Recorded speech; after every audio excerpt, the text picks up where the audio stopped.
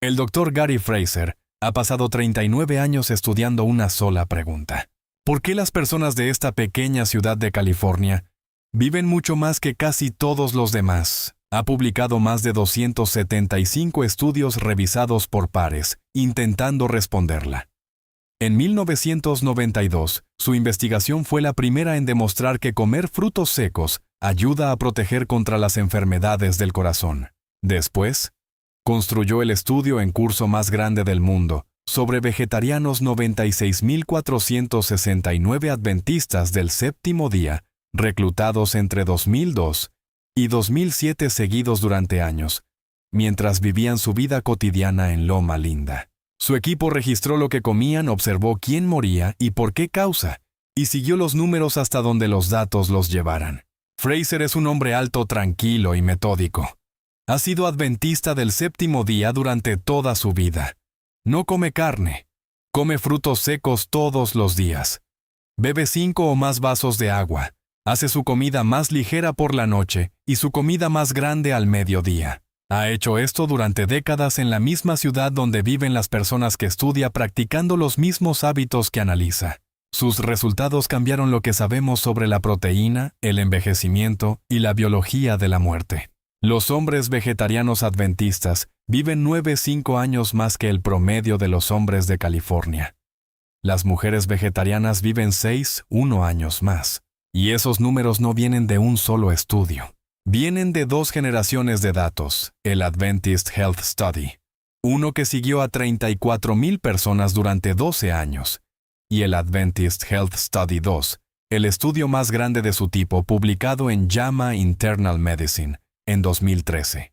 Y el hallazgo no es un pequeño detalle estadístico. Son 9,5 años. No 9, no casi 10. 9,5 años. Hoy la investigación de Fraser y los 3 mecanismos biológicos que ayudó a revelar nos van a explicar exactamente por qué. Escribe esto. Este es el argumento que vas a escuchar cuando menciones Loma Linda a cualquier persona que haya leído algo sobre el tema. Esa gente vive mucho porque no fuma, no bebe alcohol, va a la iglesia y tiene una comunidad fuerte. No tiene nada que ver con la carne. Suena razonable, pero es incorrecto. Y los datos permiten mostrar exactamente por qué. El estudio AHS-2 ajustó los resultados tomando en cuenta el tabaquismo, el consumo de alcohol, el nivel de actividad física, el índice de masa corporal y los factores socioeconómicos. Los investigadores controlaron todos esos elementos. Y aún así, las diferencias en la mortalidad entre vegetarianos y no vegetarianos se mantuvieron después de cada ajuste. Los factores de estilo de vida explican una parte de la ventaja de longevidad de los adventistas, pero no la explican por completo. Y sobre todo no explican la diferencia entre los adventistas vegetarianos y los adventistas que sí comen carne. Esa última parte es la pieza clave. Dentro de la misma comunidad adventista, los vegetarianos viven más que los no vegetarianos. Misma religión, misma cultura de no fumar, misma comunidad de iglesia, mismo apoyo social. La variable que explica esos años adicionales es la alimentación. Todos los adventistas, incluso aquellos que comen carne, ya viven más que el promedio de los estadounidenses. Los hombres adventistas en general viven 7,3 años más. Las mujeres adventistas viven 4,4 años más. La religión, el estilo de vida, la comunidad, todo eso explica esos años. Pero los adventistas vegetarianos añaden más de 2 años extra por encima de esa ventaja. Los 9,5 años adicionales en los hombres. Los 6,1 años adicionales en las mujeres. La parte específica de la dieta se sostiene firmemente sobre todo lo que el estilo de vida ya aporta. Y la razón es biológica. La investigación de Fraser apuntó hacia esa dirección. Luego 3 grupos de investigación diferentes encontraron los mecanismos. Y esos mecanismos cambiaron por completo la conversación sobre lo que la carne realmente hace dentro del cuerpo humano. El primer mecanismo es algo de lo que la mayoría de la gente nunca ha oído hablar. Se llama TMAO. Cuando comes carne roja, consumes un compuesto llamado L-carnitina. La L-carnitina se encuentra de forma natural en la carne de res, de cordero y de cerdo. Forma parte del tejido muscular. Tus bacterias intestinales, especialmente las cepas que proliferan en las personas que comen carne con regularidad, convierten la L-carnitina en una molécula llamada trimetilamina, o TMA. Después tu hígado oxida esa TMA y la transforma en óxido de trimetilamina conocido como TMAO. Stanley Hazen y su equipo de la clínica Cleveland publicaron la investigación sobre el TMAO en Nature Medicine en 2013. Lo que encontraron no fue algo menor. El TMA promueve la aterosclerosis a través de varias vías al mismo tiempo. Activa la señalización del inflamasoma en las paredes de las arterias. Favorece la formación de células espumosas, esas placas arteriales que se acumulan y que con el tiempo pueden romperse. Dificulta el transporte inverso del colesterol, el proceso mediante el cual el cuerpo elimina el exceso de colesterol de las arterias. Y aumenta la hiperreactividad de las plaquetas, lo que eleva la tendencia de la sangre a formar coágulos. El TMA no le hace una sola cosa mala al sistema cardiovascular, le hace 4. El hallazgo clave fue descubrir quién lo produce y quién no. Los seres humanos omnívoros, es decir, las personas que comen carne de forma regular, produjeron mucho más TMA que los veganos o vegetarianos después de ingerir la misma cantidad de L-carnitina. No por genética, sino por sus bacterias intestinales. Los consumidores habituales de carne desarrollan bacterias intestinales especializadas en convertir la L-carnitina en TMA. Los veganos y vegetarianos carecen de estas bacterias en grandes cantidades, porque sin una entrada constante de L-carnitina, esas poblaciones bacterianas nunca se desarrollan de la misma manera. En un estudio clínico con 2.595 pacientes sometidos a evaluación cardíaca, los niveles de L-carnitina en plasma predijeron un mayor riesgo de enfermedad cardiovascular, infarto, accidente cerebrovascular y muerte. Pero solo en los pacientes que al mismo tiempo tenían niveles altos de TMAO. La L-carnitina por sí sola no era el riesgo. L-carnitina más bacterias intestinales de una persona que come carne es igual a TMAO. Y TMAO es igual a riesgo. Quita la carne, cambian las bacterias, baja el TMAO y se cierra esa vía de daño cardiovascular. Los vegetarianos de Loma Linda producen muy poco de este compuesto. Ahora detente un momento. Piensa en lo que desayunaste esta mañana. ¿Incluía carne roja, carne de res, cerdo, cordero salchicha o tocino? Si la respuesta es sí, esa comida estaba aportando L-carnitina y tus bacterias intestinales comenzaron a convertirla pocas horas después. Esto no es una razón para entrar en pánico. Es una razón para entender el mecanismo antes de hablar de lo que conviene cambiar. El segundo mecanismo es el IGF-1. Y aquí es donde la investigación se vuelve más incómoda porque el IGF-1 no es solamente una historia cardiovascular, es una historia de cáncer. IGF-1 significa factor de crecimiento similar a la insulina tipo 1. Es una hormona de crecimiento. Su trabajo es decirles a las células que crezcan y se dividan. En la infancia y en la adolescencia, tener niveles altos de IGF-1 es algo apropiado. El cuerpo necesita construirse. Pero en una persona de 60 años, un IGF-1 elevado actúa sobre células que ya están completamente desarrolladas. Les dice que sigan dividiéndose de todos modos. En palabras simples, un IGF-1 alto funciona como fertilizante para el crecimiento anormal de células. Walter Longo y su equipo de la Universidad del Sur de California publicaron el estudio definitivo en Cell Metabolism en 2014.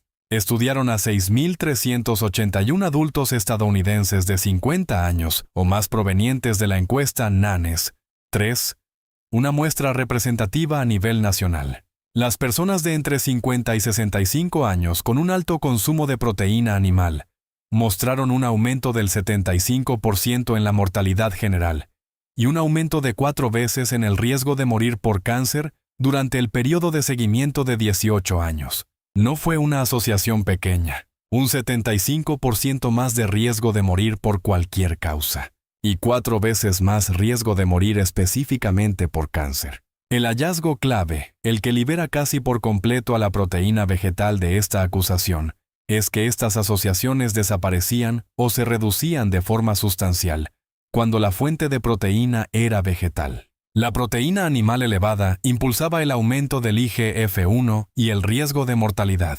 La proteína vegetal elevada no lo hacía. El cuerpo procesa ambas de manera diferente. Los hombres veganos tienen un IGF, un osérico un 9% más bajo en comparación con los hombres que comen carne. Las mujeres veganas tienen un IGF, un 13% más bajo. En los datos del AHS-2, un patrón alimentario vegano se asoció con una reducción del 34% en el riesgo de cánceres específicos de la mujer entre las participantes. Y eso tampoco es un pequeño detalle estadístico. Pero hay un matiz importante que tanto Fraser como Longo señalan. En las personas mayores de 65 años, la situación cambia. Una vez que el cuerpo cruza cierto umbral de edad, consumir suficiente proteína se vuelve protector contra la pérdida muscular y la fragilidad, y el efecto de una proteína moderada o alta como impulsora del cáncer se debilita. El protocolo de Loma Linda para alguien de finales de los 60 o de los 70 no se trata de eliminar la proteína, se trata de asegurarse de que esa proteína venga de las plantas, frijoles, lentejas, tofu, tempeh, frutos secos, y en cantidades suficientes. El objetivo de la investigación es al menos 0,8 gramos de proteína por kilogramo de peso corporal al día, provenientes de fuentes vegetales. Los propios hábitos diarios de Fraser reflejan esto. Él es meticuloso con la proteína vegetal. Frijoles al mediodía, nueces todos los días, leche de soya. No adivina si está comiendo suficiente. Ha pasado 4 décadas estudiándolo. El tercer mecanismo es el que el propio Fraser describe como el hallazgo más contraintuitivo de su carrera. No porque contradiga los datos sobre la alimentación, sino porque revela la vía molecular específica por la cual la proteína animal acelera el envejecimiento a nivel celular. Este mecanismo se llama mTOR, objetivo mecanístico de la rapamicina. Es una proteína reguladora maestra que controla si las células entran en modo de crecimiento o en modo de mantenimiento. Cuando mTOR está activo, las células crecen y se dividen. Cuando mTOR se suprime, las células cambian hacia un modo de reparación y reciclaje. Este proceso se llama autofagia. Es cuando el cuerpo descompone componentes dañados y los reconstruye. En términos simples, la autofagia es como el servicio de limpieza celular que evita la acumulación de daño que asociamos con el envejecimiento. La proteína animal, especialmente los aminoácidos de cadena ramificada, como la leucina, la isoleucina y la valina, que se encuentran en altas concentraciones en la carne activa, mTOR, con mucha fuerza. La proteína vegetal también puede activarlo, pero mucho menos. Mucho menos. Tanto Fraser como Longo señalan esto como una posible explicación molecular de los datos sobre cáncer y mortalidad. Un alto consumo de proteína animal mantiene a mTOR en modo de crecimiento. Las células siguen dividiéndose. Los sistemas de reparación celular permanecen en silencio y el daño se acumula. El trabajo de David Sabatini sobre mTOR, que le valió un Breakthrough Prize in Life Sciences, mostró que inhibir mTOR en múltiples modelos animales extendía de forma confiable la esperanza de vida saludable. La rapamicina. El medicamento que inhibe directamente mTOR es una de las intervenciones que más consistentemente ha prolongado la vida en estudios con mamíferos. Pero los vegetarianos de Loma Linda no están tomando rapamicina. Han pasado décadas comiendo una dieta que suprime mTOR de forma suave y constante a través del perfil de aminoácidos de sus alimentos. Este es el mecanismo molecular que el IGF-1 por sí solo no explica por completo. El IGF-1 impulsa el riesgo de cáncer a través de señales de crecimiento, pero la supresión de mTOR ayuda a explicar los datos más amplios sobre mortalidad y envejecimiento. Explica por qué los adventistas vegetarianos no solo mueren menos de cáncer, sino que mueren menos de casi todo, más lentamente, a edades más avanzadas. Aquí hay una nota importante de honestidad. La investigación sobre mTOR en humanos todavía está en desarrollo. La mayor parte de los datos sobre longevidad viene de modelos animales. Lo que sí tenemos de los estudios adventistas es el resultado final 9-5 años adicionales. Y también tenemos candidatos claros para explicar el mecanismo. Pero la contribución exacta de la supresión de mTOR en comparación con la reducción del TMAO y la modulación del IGF-1 todavía no ha sido cuantificada en un solo ensayo humano.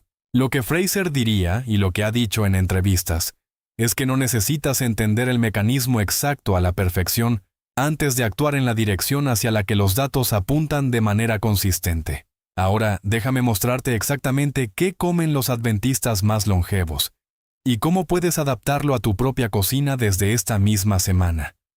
Ahora déjame mostrarte exactamente qué comen los adventistas más longevos y cómo puedes adaptarlo a tu propia cocina desde esta misma semana.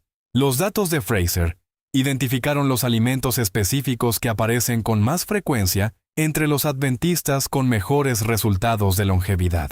No teorías. Alimentos reales que aparecen en los registros alimentarios de las personas que vivieron más tiempo dentro del estudio vegetariano de cohorte más grande jamás realizado. Nueces. El estudio de Fraser de 1992 fue el primero en demostrar que comer frutos secos 5 o más veces por semana reducía el riesgo de ataque cardíaco en un 49%. Un estudio de seguimiento de 2021 encontró que 5 o más porciones de nueces por semana, específicamente, se asociaban con una reducción del 14% en la mortalidad por cualquier causa y una reducción del 25% en la muerte cardiovascular, con una ganancia de 3 años adicionales de esperanza de vida. Una onza de nueces, 28 gramos. Un puñado pequeño, 5 días por semana. Ese es el punto de partida de primer nivel. No porque sea lo más fácil, sino porque es la acción dietética individual, con más respaldo dentro de todos los datos adventistas. Avena cortada al acero en el desayuno. Los adventistas más longevos comienzan el día con cereales integrales, no con huevos y tocino.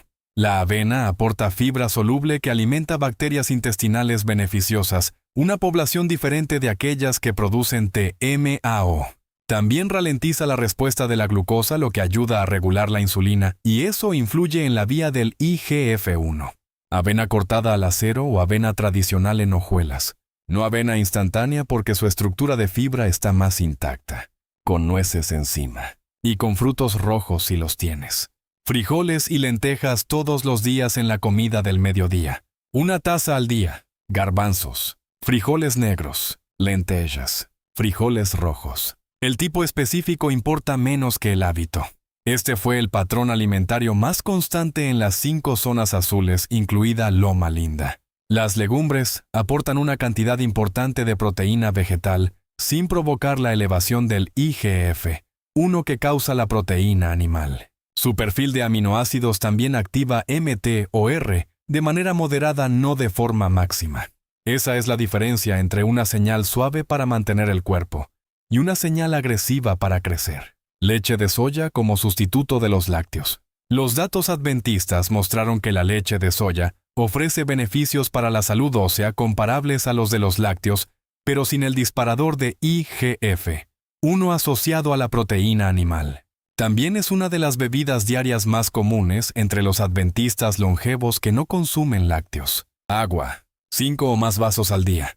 Los adventistas de la cohorte original AHS, uno que bebían 5 o más vasos de agua al día, tenían un riesgo significativamente menor de enfermedad cardíaca fatal en comparación con quienes bebían 2 vasos o menos. El mecanismo probable es la viscosidad de la sangre. Más agua. Sangre menos espesa. Menor riesgo de coagulación. La comida más ligera por la noche y temprano. Muchos adventistas longevos terminan de comer antes de las 6 de la tarde. La cena suele ser sopa fruta o un plato ligero de cereales. La comida más abundante ocurre al mediodía. Este patrón de horario aparece en varias zonas azules y coincide con la investigación sobre cronobiología e insulinsensibilidad.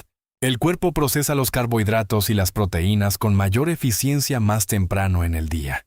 También significa que mTOR, estimulado por la proteína de la comida del mediodía, tiene toda la tarde y la noche para volver a su nivel base antes de dormir. Eso permite que la ventana nocturna de reparación funcione sin interrupciones. Aquí está el protocolo de primer nivel. 3 cambios. Mantén todo lo demás en tu alimentación exactamente igual. Cambia la carne roja por frijoles o lentejas 3 días por semana. El domingo cocina una olla de sopa de lentejas o chili de frijoles negros. Úsala para tus almuerzos de lunes, martes y miércoles. Esto reduce la entrada de L-carnitina durante esos 3 días. Y al reducir la L-carnitina se reduce la producción de TMAO. Y al reducir el TMAO disminuye esa vía de inflamación y daño cardiovascular.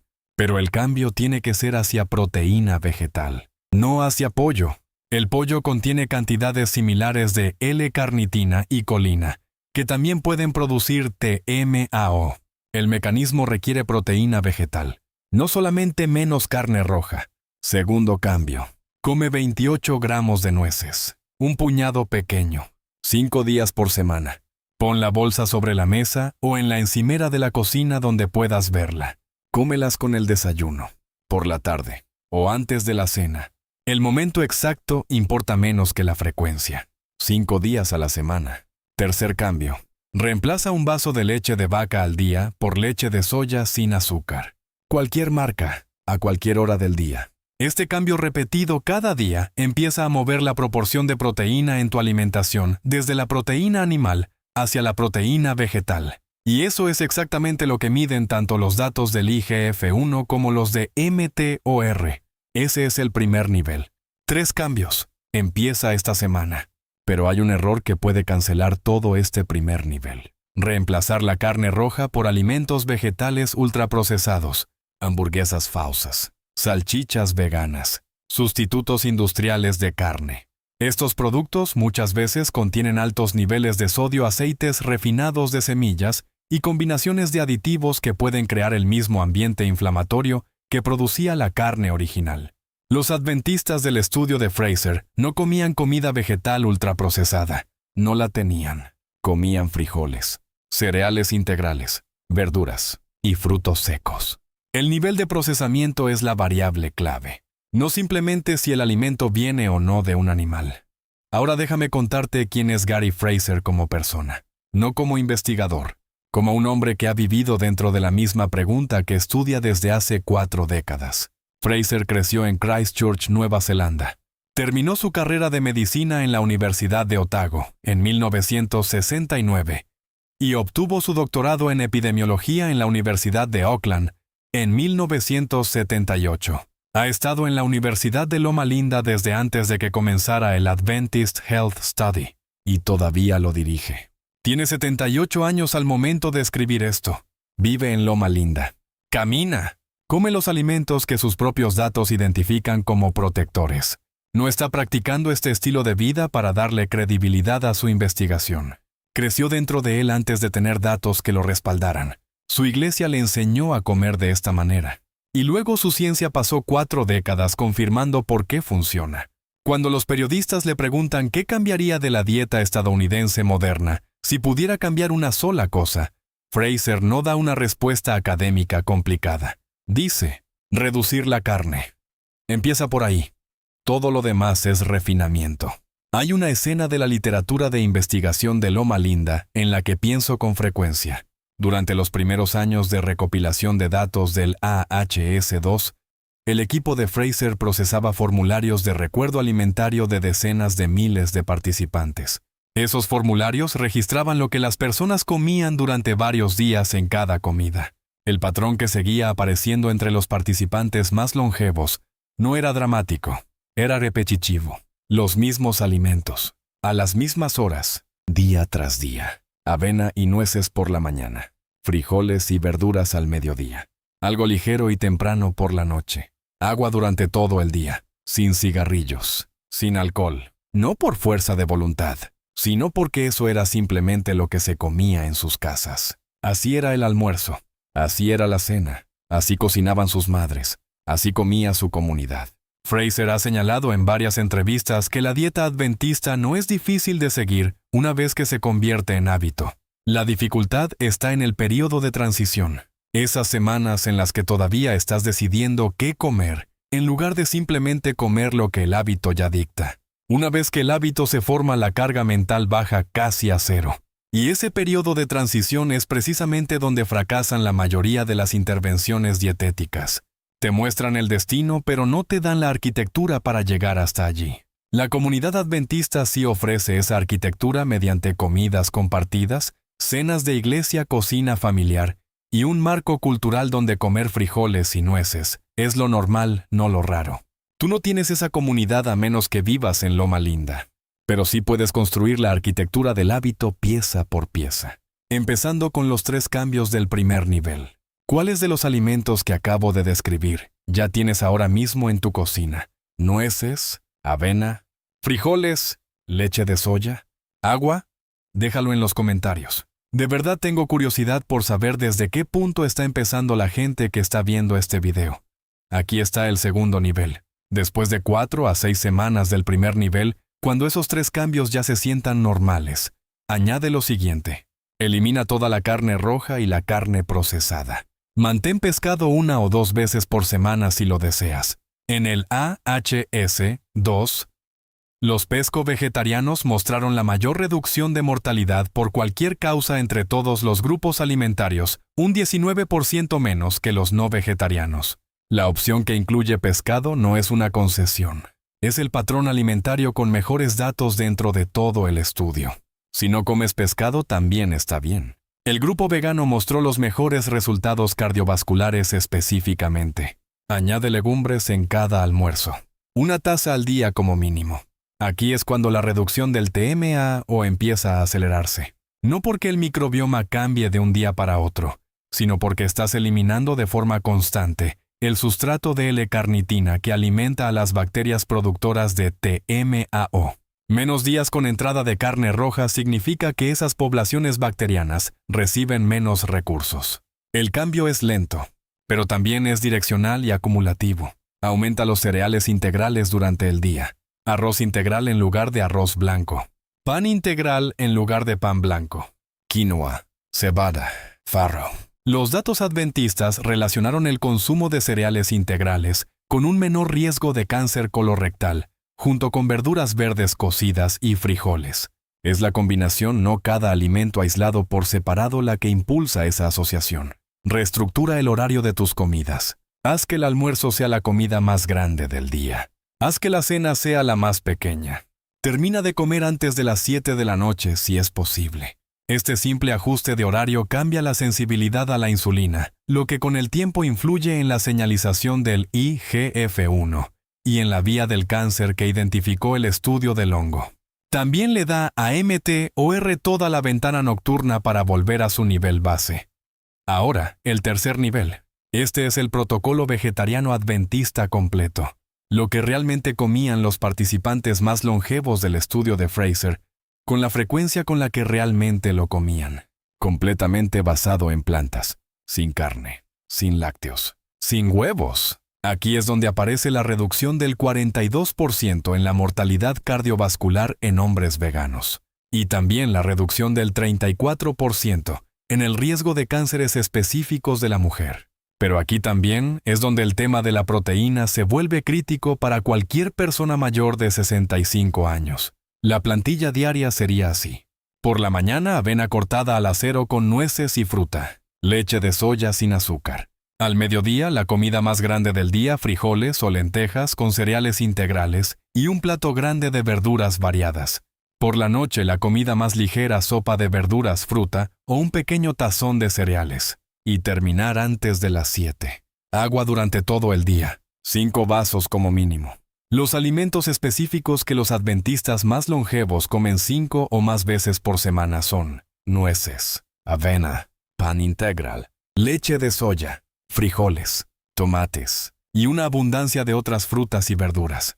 Esto no es una plantilla teórica. Es lo que muestran los registros alimentarios de las personas que vivieron más tiempo dentro del estudio de Fraser.